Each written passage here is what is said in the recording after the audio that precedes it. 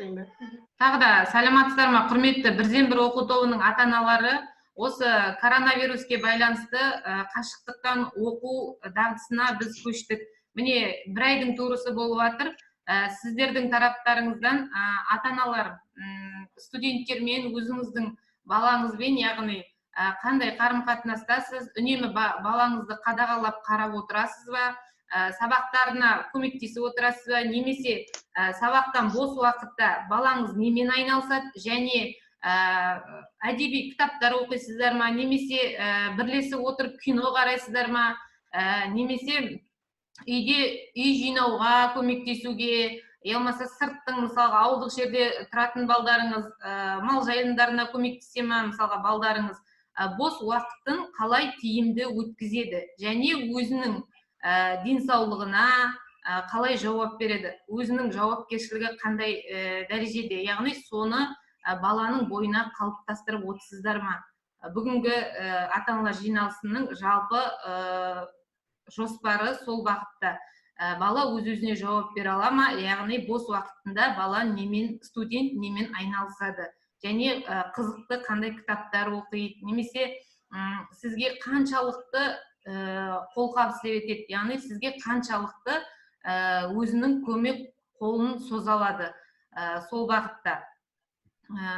Соны сіздерден сұрағым келеді. Қазіргі таңда осы біздің коронавируске байланысты мәселелерді қозғайтын болсақ, осылай қашықтықтан оқытуды қалай оқып жатырғанын жоспар түрде білгіміз келсе, яғни осылардың барлығын маған жеке өзіме жаңағы WhatsApp арқылы немесе жеке телефонмен соғу арқылы әрбір пән бойынша сұрақтар болса, соны жауап бере аламын. Содан кейін қазір сіздерді жаңағы біздің агроколледжінің психолог маманы Орынгүл Разиденқызына сөз кезегін бергім келеді.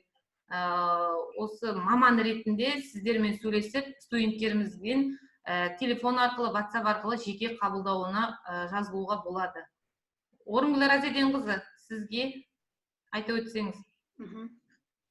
Сәлематсыздар ма, құрметті ата-аналар, сәлематсыз ба, Шынар Жолдасқызы. Мені білесіздер, колледждің педагог-психологымын, Орынгүл Разиденқызы.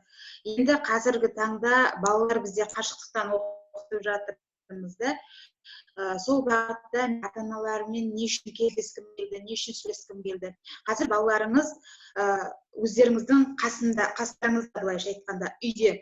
Бірақ мен сіздерге нені айтқым келеді? Өздеріңіз білесіздер, карантиннің уақытында үнемі үйде отырады. Ата-ана да, бала да, басқа үйдегі үлкен кісілер де, сол кезде адамдар кейде болады, жаңағыдай бір совсем шаршап кету, немесе бір қалыпты өмірдің ритмінен шығып кеткесін жерде үй шаруасы, басқа да нәрсе, бір-бірімен келіспей қалу, былайша айтқанда адамды бұл қажытып та жібереді ішіне. Өздеріңіз де білесіздер ғой. Енді сол кезде біздің балаларымыз, олар өздері жүріп, тұрып, колледжге барып, үйде өзімен өзі жүрген бала, төрт қабырғаға қамалып отыруы көбінесе психологиялық жағынан да балаға қиын болып кетуі мүмкін. Сол кездер біздер ата-ана ретінде біз не істейміз көбінесе? Үйдің жұмысын жаса, босқа жатпа, телефонды көп шұқи берме, сабағыңды оқы деген сияқты ескертулер айтуымыз мүмкін. Сол кезде көбінесе біздің балаларымыз, қазір білесіздер ғой, олардың психологиялық жағынан олар өте әлсіз болып келеді, нәзік болып келеді. Яғни қандай да болмасын бір ескерту айтса, бала оны қабыл алмайды, кейде бұрқан-талқан болып ашулануы да мүмкін. Енді қараңыздар, мен сіздерге айтайын дегенім, мысалға біз сіздерге осы жиналыста көбінесе балаларға жасөспірімдердің денсаулығын, өмірін қалыптастыру, соның ішінде суицидтің алдын алу деген мәселелерді көптеп қозғаймыз, қозғауға мәжбүр болып отыр. Қазіргі таңда бұл мәселе өте болған жерде біз балаларымыздың өмірі үшін сіздермен ақылдаса отырып жасаймыз. Қазір баланы, мысалы, сіздер өздеріңіздің кезіндегі жасөспірімдік шақтарыңызбен салыстырып кезде сіздер үйдің де жұмысын жасайсыздар, даланың да жұмысын жасайсыздар, баланы да бағасыздар, іні қарындасыңызды сабақты да оқисыздар. Ал қазір олай емес. Қазір әлеуметтік желі деген бар, қолдарында балалардың бір-бірден смартфон, телефон, сонымен отырады. және де соның кесірінен баланың психикасы өте қатты бұзылған. Ол қазір өздеріңізбен салыстыруға келмейтінім де сол. Мен сіздерге бірнеше рет жиналыстарда да былай кездерде де айтудан жалыққан емеспін. Қазіргі таңда баламенен жақсы қарым-қатынас орнату керек. Яғни оны тек қана ішетін тамағын дайындап беріп, киетін дайындап беріп отырық барлығымызда, бірақ одан бөлек бізде балаға рухани, былайша айтқанда, көмек керек. Яғни оны кішкене болса да түсінетін, оған бір көңіл бөлуін қалап, тіпті үлкен 16, 17, 18 жастағы балалардың өзі де өсіп қалды дегенім отырғанмен де, ол сіздердің жаңағы бір қанша демей сіздерден вниманиені күтеді бала. Сондықтан да енді сіздерге ерекше ескерткім келеді. Қазір бала сіздердің қастарыңызда, бірақ көп жағдайда болып жатады. Ата-аналар айтады, мен тіпті байқамай қалдым оның мінез-құлқының өзгеріп жүргенін, немесе оның қандай да бір ойы болып, немесе қиналып жүргенін мен тіпті байқамаппын. Қайдан білейін, ішетін жейтіні бар, материалдық жағынан барлығын жасап беріп отырмын. Осыған не жетпейтінін білмеймін деп көбінесе маған ата-аналар айтып жатады. Сондықтан да мен сіздерге ерекше айтқым келеді. Қазір бала қашықтықтан оқыту кезінде сіздердің қастарыңызда болған жерде барынша баланың денсаулығына, баланың өмір қауіпсіздігіне, баланың көңіл күйіне аса мән берсеңіздер деп тілеймін. Себебі бұны айтуның өзі де жайдан жай емес, баламен біз жұмысты жүргізуіміз керек. Қандай да болмасын бір проблема болып, немесе бір балаңыздың мінез-құлқы ұнамай бара жатса, менің номерім бар, мына Шынар жолдасында да бар, сабақтың чаты бар ғой, сонда да мен қосылып отырмын. Соған жеке хабарласып, сол жеке консультация керек болса хабарласуларыңызды сұраймын. Сосын енді ерекше бір мысалға, неге біз айтамыз, ата-ана ең бірінші көп нәрсені байқаушы деп. Үйде мысалға баланың әншейінде өзімен өзі жүретін бала бір агрессивті мінез-құлық көрсететін болса, немесе тағы да бір өзгеше мінез-құлықтар көрсетсе, өзінің заттарымен мысалға басқа біреулермен бөлісе бастағанын байқасаңыздар, бірден бізге хабар беріңіздер. Себебі баламен жұмыс жасауымыз керек. Қазіргі таңда баланың отырғандай оны ұмытпасайын. Ол жағынан енді барлықтарыңыз да білесіздер, мен өзім 8 жылдай болды жұмыс жасап келе жатқаныма баламен барынша көмек көрсетуге тырысамын. Қандай да болмасын сұрақ болса, қандай да болмасын айтатындарыңыз болса, жаңағы өшіріп қойған микрофондарыңызды қайтадан қоса қоюларыңызға болады, включить деп, сұрақ қоя беріңіздер. Мен дайынмын. Психолог маманға сұрақтарыңыз болса, Орынкүл Разиденқызына бір-бірлеп микрофондарыңызды ашып сұрақ қоюға болады. Жалпы бәрі түсінікті ма? Қазіргі таңда балаларыңыздың жалпы көңіл күйі қалай үйде? Қалыпты ма? Немесе уже жалығып кетті ма? Немесе сіздер анда-сонда айқай естіп ала ма, дыбыс істемей? Сол жақтарын да былай бөлісіп отырыңыздар. Жақсы көңіл күй. Қалыпты. Жақсы. Қалыпты.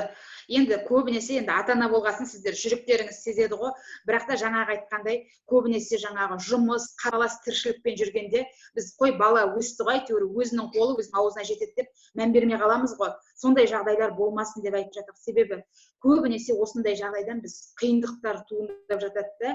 Сондықтан сіздерге айтатын болса да баланы жаңағы көңіл күйіне, мінез-құлқына аса қатты мән беріңіздер. Осыны психологпен консультация өткізу деген, ол бұрынғыдай ойбай маған психолог керек емес. Наоборот, әрбір адам, мысалы, сіздерге айта алмаған нәрсені, ол бала, мысалы, маған айта алуы мүмкін. Себебі мен сырт көзбін. Ешқандай оны мен мамасына, папасына, немесе кураторына айтпаймын, барлығы құпия түрде кәдімгі көмектесемін. Яғни жол таууға көмектесеміз. Сондықтан сеніммен хабарыңызды сұраймыз. Ешқандай да бұл нәрселер сыртқа шықпайды, себебі тек қана бұның барлығы тек баламенен менің ортамда болатын әңгімелер. Ол жағында балаларыңызға ескертіп айтсаңыздар болады.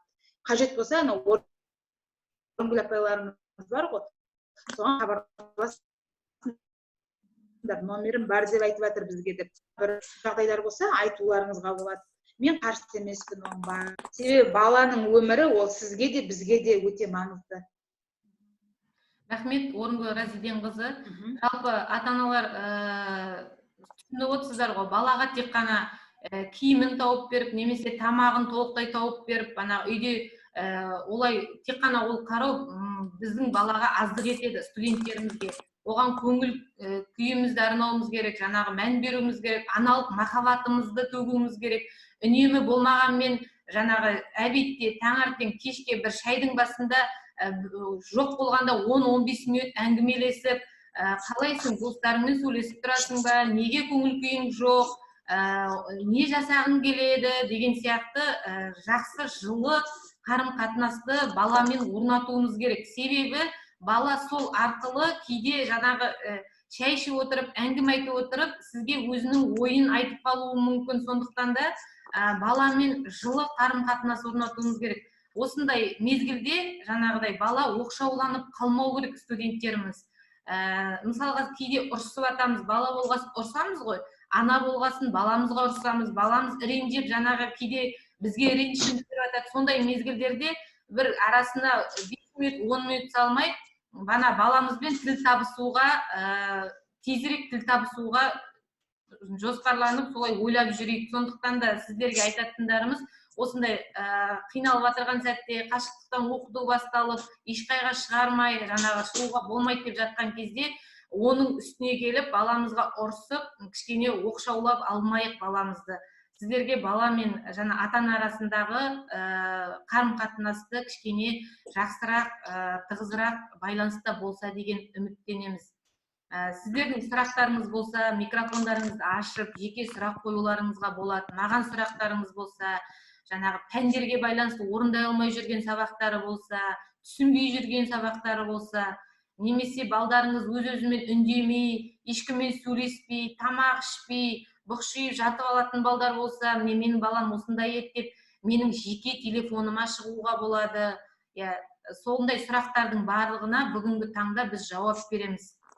Бала бізде қазір қашықтықта оқып отырған мененде біз бала үшін психологиялық тұрғыда балаға жауап беруге біз міндеттіміз. Сондықтан да сұрақтарыңыз болса, қоя берулеріңізге болады.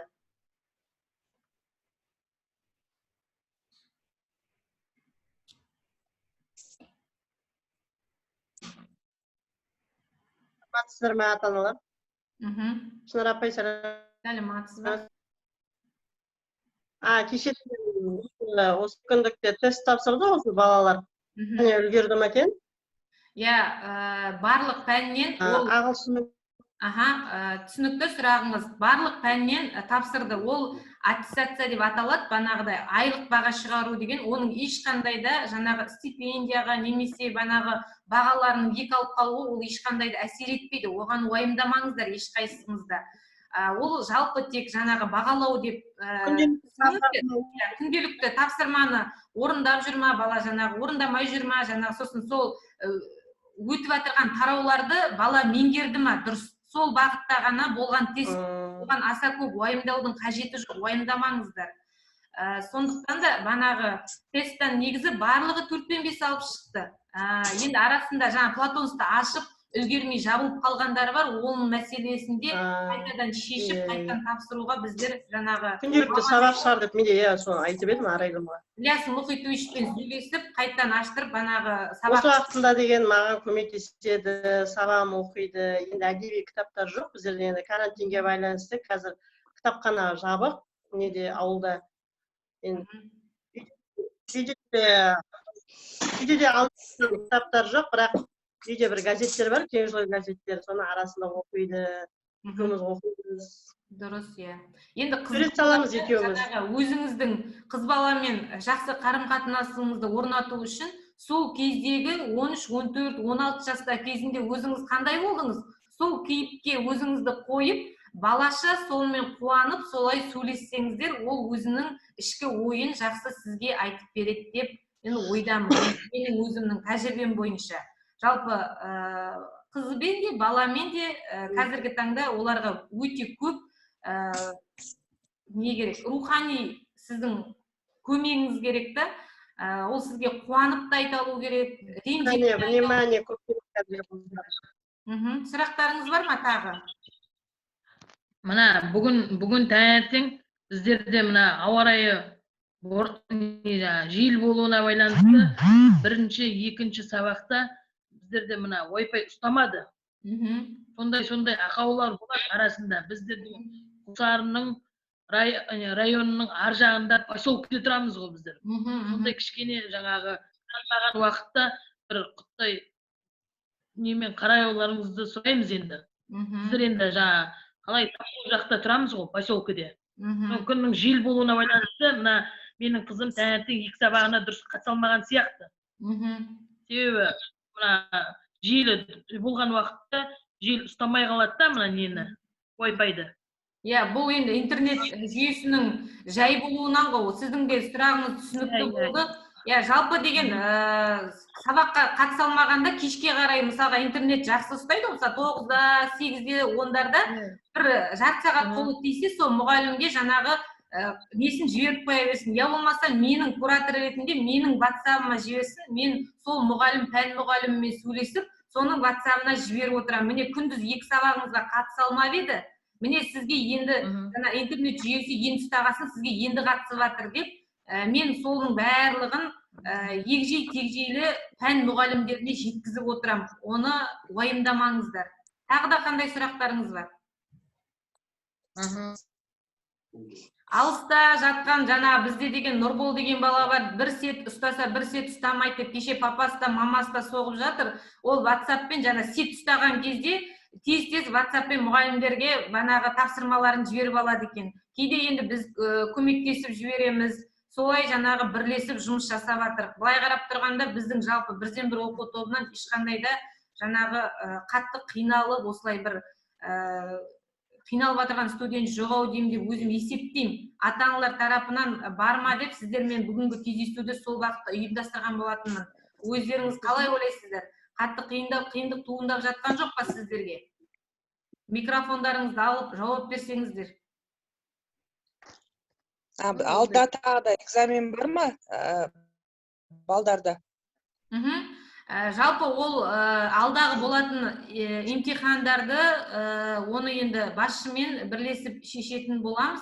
Оған дейін біз жоспарға әлі енгізе қойған жоқпыз, бірақ болашақта сондай жағдайлар болса, біз алдына бір-екі апта бұрын алдын ала ескертеміз. Осылай жаңағы тест, осылай немен платонс жағдайында болайын деп жатыр. Әлі жаңа карантинге байланысты жабық болғаннан кейін бізге осы жүйемен болады деп. Онда да біз қалай кіретінін, жаңа тестіні қалай орындайтынын барлығын жаңағы Ілияс Мұқитовпен ақылдасып, орындалу тәртібін сіздерге алдын ала жіберетін боламыз. Сосын ол бала жаңа үйреніп, біліп алғаннан кейін барып сіз сол жаңағы имтихандарды сосын барып орындауға кірісеміз. Оның барлығы алдын ала айтылады, ескертіледі. Сондықтан да ешқандай да уайымдаудың қажеті жоқ. Басқа сұрақтарыңыз Қашан басталады? Түсінбедім. Агроларын сағынды қыздар деген. Иә, енді Апайын сағынды. Общитиясын сағынды. Рахмет. Рахмет. Студенттерімді мен де сағындым. Сағынышпен бәріміз жүздесеміз, қауышамыз деп үміттенемін. Осындай қиын-қыстау заман, қиын-қыстау мезгілді басымыздан аман-есен өткерейік. Бәріміз де жақсылықта жүздесейік. Деніміз сау болсын, еліміз аман болсын, басымыз аман болсын. Жақсылықта жүздесейік деп мен сіздермен қоштасқым келеді. Сау болыңыздар. Әмин. Сау болыңыз. Аман жүріңіз. Сау болыңыз.